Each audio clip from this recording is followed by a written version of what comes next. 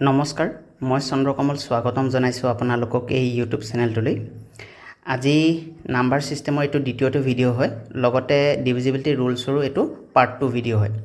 part 1 ভিডিওত আমি 2 3 4 5 6 8 9 আৰু 10 এইগিটাৰ divisibility discuss কৰিলো আজিৰ এটো ভিডিওত আমি 7 11 আৰু 13 ডিভিজিবিলিটি ডিসকাস কৰিম ভিডিওটো শেষলৈকে চাব আৰু কিবা ডাউট থাকিলে কমেন্ট সেকশনত আপোনালোকে জনাব আহক এতিয়া পলম নকৰি ভিডিওটো আৰম্ভ কৰো ডিভিজিবিলিটি অফ 7 7 ৰ ডিভিজিবিলিটি দুটা মেথড আছে মেথড 1 আৰু মেথড 2 মেথড 2 টো আমি পিছত ডিসকাস কৰিম এতিয়া আমি মেথড 1 টো চাম মেথড 1 টো কি হয় আমি এটো নাম্বাৰ লওঁ 686 ইয়াক 7 এ ডিভিজিবল হ'বনে নহয় হেতু চেক কৰিম এটা কি হয় এই মেথডটোত আপোনাৰ যেটো নাম্বাৰ থাকিব নাম্বাৰ লাষ্ট ডিজিটটো আমাৰ লাষ্ট ডিজিট কিমান হয় 6 আছে ইয়াত এটো 6 এই লাষ্টৰ যেটো ডিজিট থাকিব তাক 2 ৰে মাল্টিপ্লাই কৰা হয় আমাৰ লাষ্ট ডিজিট কিমান আছে 6 তাক 2 ৰে মাল্টিপ্লাই কৰক কিমান হ'ব আমাৰ হৈ যাব 12 বাকি কিমান নাম্বাৰটো কিমান থাকিলে আমাৰ 68 থাকিলে তো 68 ৰ পৰা এই 12 টো আমি মাইনাস কৰি দিম 68 minus 12 থাকিব কিমান আমাৰ 56 এটা 56 ক 7 ৰে ডিভিজিবল হয়নে হয় কিমান 7 8 গুণ 56 হে এই 686 ক 7 ৰে ডিভিজিবল হ'ব বুজি পাইছে সাগে আকো এটা কৰি চাম এটো 4 ডিজিটৰ এটা নাম্বাৰ হয় 3528 লাষ্ট ডিজিট কিমান আছে আমাৰ 8 আছে তো লাষ্ট ডিজিট টো আমাৰ কি কৰিম 2 ৰে মাল্টিপ্লাই কৰিম কিমান হৈ যাব এটো আমাৰ 16 বাকি থকা নাম্বাৰটোৰ পৰা মাইনাস কৰি দিম 352 minus 16 কিমান হ'ব এটো আমাৰ 336 এটা এটো এটা ডাঙৰ নাম্বাৰে হয় তো এই যেটো আমি প্ৰসেসটো কৰিলো হেতু আকৌ ৰিপিট কৰিব পাৰো তো এতিয়া আমাৰ কি হয় লাষ্ট ডিজিট কিমান আছে 6 আছে তো 6 কো আমি 2 ৰে মাল্টিপ্লাই কৰিম কিমান হ'ব 12 হ'ব বাকি কিমান আছে আমাৰ 33 33 পৰা মাইনাস কৰিম 33 minus 12 কিমান হ'ব 21 এটা 21 ক আমাৰ 7 ৰে ডিভিজিবল হয়নে হয় তো কিমান বাৰ যায় 3 বাৰ যায় তে এটাকে 3528 এই নাম্বাৰটো আমাৰ 7 ৰে ডিভিজিবল হৈ যাব ক্লিয়াৰ হৈছে সাগে আপোনালোকৰ বাকি এটো 7922 এটো আপোনালোকে চেক কৰিবচোন আৰু কমেন্ট সেকশনত জনাব এটো 7 ৰে ডিভিজিবল হয়নে নহয় এটো সব ইয়াত লিখি থোৱা আছে সংখ্যাটোৰ শেষৰ অংকটো লৈ দুগুণ কৰক আৰু সেই মানটো বাকি সংখ্যাৰ পৰা বিয়োগ কৰক যদি ফলাফল 0 বা 7 ৰ গুণিতক হয় তেন্তে মূল সংখ্যাটো 7 ৰে বিভাজ্য হ'ব প্ৰয়োজন অনুসৰি প্ৰক্ৰিয়াটো বাৰে বাৰে কৰক আশা কৰো আপোনালোকে 7 ৰ ডিভিজিবিলিটিটো বুজি পালে এতিয়া আমি ডিভিজিবিলিটি 11 টো চাম ডিভিজিবিলিটি অফ 11 ইয়াৰো আমি এতিয়া দুটা মেথড পঢ়িম আপোনালোকে যেটো ভাল পায় হেতু মেথডে ইউজ কৰিব পাৰিব মেথড 1 এই নাম্বাৰ চাও 13541 মেথড 1 ত কি হয় ইয়াতো আপোনাৰ যেটো নাম্বাৰ থাকিব নাম্বাৰ লাষ্ট ডিজিটটো লাষ্ট ডিজিটটো ইয়াত সক 1 আছে ইয়াত একো মাল্টিপ্লাই কৰিব নাই ইয়াত জাস্ট সাবট্ৰেক্ট কৰিব লাগে বিয়োগ কৰিব লাগে বাকি থকা নাম্বাৰটোৰ পৰা বাকি নাম্বাৰটো কিমান আছে 1354 minus 1 কিমান থাকিব এটা 1353 আকৌ কৰক এই প্ৰসিডিউৰটো কিমান আছে লাষ্ট ডিজিট আমাৰ 3 আছে 3 টো বাকি নাম্বাৰটোৰ পৰা আমি মাইনাস কৰিম 135 minus 3 কিমান থাকিব 132 আকৌ কি কৰক লাষ্ট ডিজিটটো সক 2 আছে ইয়া বাকি থকা নাম্বাৰটোৰ পৰা আমি মাইনাস কৰিম 13 minus 2 কিমান হ'ব 11 থাকিব আৰু এটা 11 ক 11 এ ডিভিজিবল হয়নে ডিভিজিবল হয় কিমান বাৰ যায় এবাৰ যায় 11 গুণ 11 হে এই নাম্বাৰটো 13541 নাম্বাৰটো আমাৰ 11 এ ডিভিজিবল হ'ব এটা আমি মেথড 2 টো চাম মেথড 2 টো আমাৰ কেনেকৈ কৰা হয় এইটো নাম্বাৰটোকে চাম 13541 এটা কি হয় ওপৰত পজিশন গিটা লিখি লওকচোন এনেকে 1 2 3 4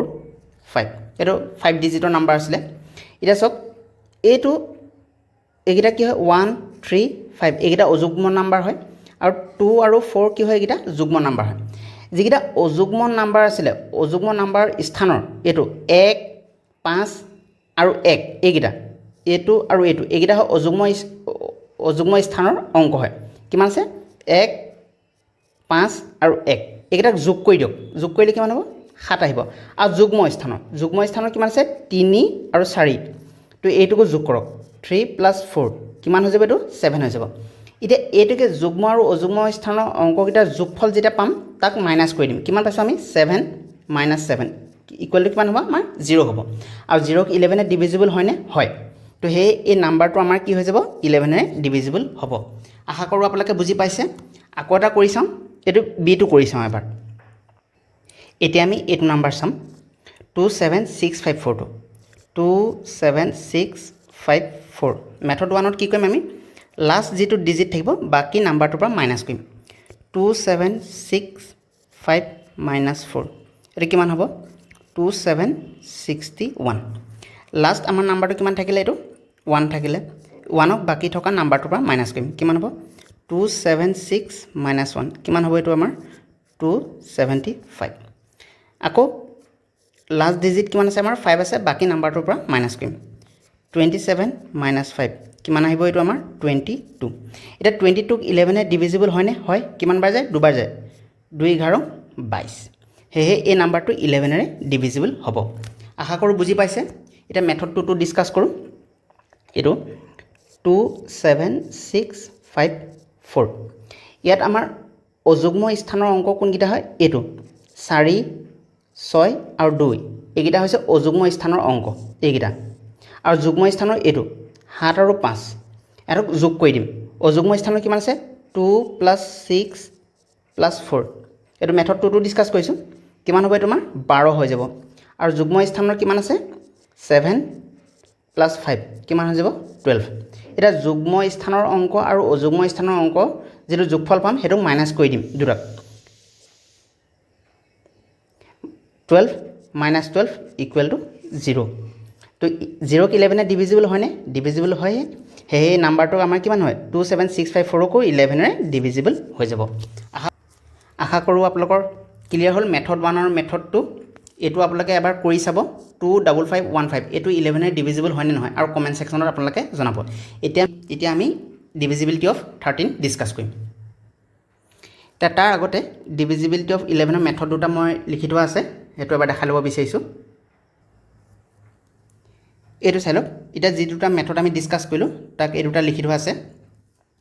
এটো আমাৰ সংখ্যাটোৰ শেষৰ অংকটো বাকি থকা সংখ্যাৰ পৰা বিয়োগ কৰক যদি ফলাফল 0 বা 11 গুণিতক হয় তেন্তে মূল সংখ্যাটো 11 ৰে বিভাজ্য হ'ব প্ৰয়োজন অনুসৰি প্ৰক্ৰিয়াটো বাৰে বাৰে কৰক আপোনালোকক কৈ দিছে আশা কৰোঁ আপোনালোকে বুজি পাইছে এটো আমাৰ কিমান আছিল মেথড 1 আছিল আৰু এটো এটা চক যদি সংখ্যাটোৰ যুগ্ম স্থানৰ অংকৰ যোগফল আৰু অযুগ্ম স্থানৰ অংকৰ যোগফলৰ পাৰ্থক্য 0 বা 11 গুণিতক হয় তেন্তে মূল সংখ্যাটো 11 ৰে বিভাজ্য হ'ব এটো আমি মেথড 2 আমি ডিসকাস কৰিছিলো যদি কিবা ডাউট আছে আপোনালোকে কমেন্ট সেকশনত জনাব এটা আমি ডিভিজিবিলিটি অফ 13 ডিসকাস কৰিম ডিভিজিবিলিটি অফ 13 এটা আমি 13 ৰ যেটো ডিভিজিবিলিটি মেথড পঢ়িম হেতু মেথড আমি 7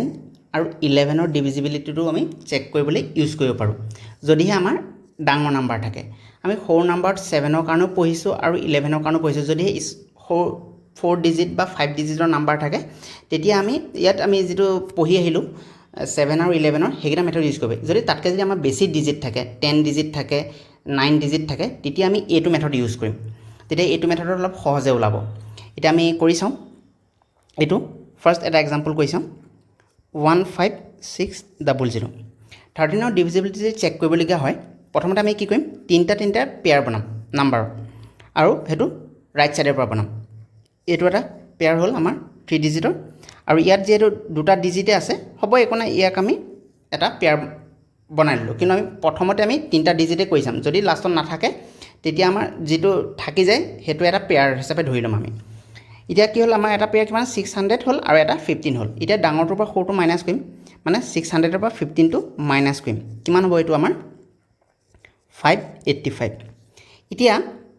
585 ক আমি 13 এ ডিভাইড কৰি চাম কিমান হয় 4 ৰং কিমান হয় আমাৰ 52 হয় এপিনে কিমান থাকিব 65 এতিয়া 13 লগত কিমান পূৰণ কৰিলে 65 হ'ব এটো হৈ যাব আপোনাৰ 5 5 যদি পূৰণ কৰোঁ আমাৰ 65 হৈ যাব আৰু ৰিমাইণ্ডাৰ 0 আহিব তেন্তে এই নাম্বাৰটো যেটো আমাৰ 1560 এই নাম্বাৰটো আমাৰ 13 ডিভিজিবল হৈ গ'ল 15600 নাম্বাৰটো আমাৰ 13 ডিভিজিবল হয় এতিয়া আমাৰ 585 যেটো নাম্বাৰটো আছে এটো যেটো আমি মাইনাস কৰি পালো এটোক আমি আকৌ 11 ত চেক কৰি চাব 585 ক আপুনি 11 এবাৰ কৰি চাওক 5 11 55 হ'ব কিমান থাকিব আৰু 35 আৰু 35 ক 11 এ ডিভিজিবল নহয় তো এই নাম্বাৰটো আমাৰ কি হয় যে 11 এৰে ডিভিজিবল নহয় 15600 এই নাম্বাৰটো আমাৰ কিমান হয় 13 এ ডিভিজিবল হৈছে আৰু 11 এ ডিভিজিবল নাই হয় 7 এ চেক কৰি লম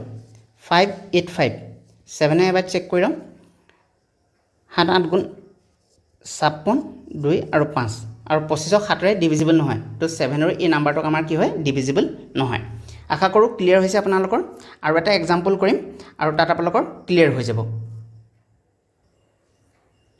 এবাৰ আমি এটো লম d2 56951895 এই নাম্বাৰ চাও এই নাম্বাৰটো আমাৰ ডিভিজিবিলিটি চেক কৰিম 13 ৰ 13 7 আৰু 11 ৰ ডিভিজিবিলিটি চেক কৰিম এটা আমি এটো পেয়াৰ বনাম 56951895 তিনটা পেয়াৰ বনাম আৰু এটো কি ৰাইট সাইডৰ পৰা লেফট সাইডলৈ যাম এটো এটা পেয়াৰ হল তিনটা এটো এটা পেয়াৰ হল তিনটা লাষ্টত কিটা থাকিলে দুটা থাকিলে এটা ইয়াত পেয়াৰ হৈ গল এটা ইয়াত কি ক অল্টাৰনেট কে এটা এৰি এটা হেইটা কি কৰিম আমি এড কৰিম এ যেটো আছে এটো পেয়াৰ আৰু এটো পেয়াৰ এটোক আমি কি কৰিম এড কৰি দিম অল্টাৰনেট পেয়াৰ বিলাকক এড কৰিম যদি এপিনে আউট থকা হলে হেতুক আমি এটো লগত এড কৰি লহেন ইটাতে যেটো নাই এটো থাকিব বাকি এটো যেটো অল্টাৰনেট পেয়াৰ থাকিলে 56 আৰু 895 এৰটাক এড কৰিম 895 ৰ লগত যদি আমি 56 এড কৰো কিমান আহিব 951 আৰু এপিনে নাম্বাৰটো কিমান আছিল আপোনাৰ 951 আৰু 951 যদি আমি মাইনাস কৰো কিমান ৰিমাইণ্ডাৰ 0 থাকিব তে 0 ক আপোনাৰ 13 এ ডিভিজিবল হয় নে হয় 11 এ ডিভিজিবল হয় নে হয় আৰু 7 এ ডিভিজিবল হয় নে হয় তেন্তে এই নাম্বাৰটো 56951895 এই নাম্বাৰটো আমাৰ এটা কিহে ডিভিজিবল হয় 13 এ ডিভিজিবল হয় 7 এ ডিভিজিবল হয় আৰু 11 এ ডিভিজিবল হয় আশা কৰো ক্লিয়াৰ হৈছে বাকি আৰু এটা এক্সাম্পল কৰি চাও এটো b2 123 500 যেটো আছিল এটো 123 আৰু 500 এটো আমি কি কৰিম পেয়াৰ বনাও তিনটা পেয়াৰ হৈ আছে 123 এটো কি কৰিম আমি মাইনাস কৰিম তো মাইনাস কৰিলে কিমান আহিব আমাৰ এটো 377 আহিব এটা 377 ক যদি আমি ডিভাইড কৰি চাওক প্ৰথমতে 13 এৰে 13 2 ৰং 26 117 আহিব আৰু 13 লগত যদি আমি নৰ্মাল 9 পূৰণ কৰো 117 তো ৰিমাইণ্ডাৰ 0 তো এই নাম্বাৰটো আমাৰ কি হৈ যায় আপোনাৰ 11 এ ডিভিজিবল হয় এই নাম্বাৰটো আমাৰ 13 এ ডিভিজিবল হৈ যায় বাকি আপোনালোকে এই নাম্বাৰটো 7 আৰু 11 এৰ ডিভিজিবিলিটি চেক কৰি চাবচোন হয় না নহয় আৰু বাকি কিটা আপোনালোকে নিজে এবাৰ চেক কৰি চাব আৰু যদি কিবা ডাউট থাকে আপোনালোকে কমেন্ট সেকশনত জনাব আজি আমাৰ ডিভিজিবিলিটি কমপ্লিট হৈ গল আমি ডিভিজিবিলিটি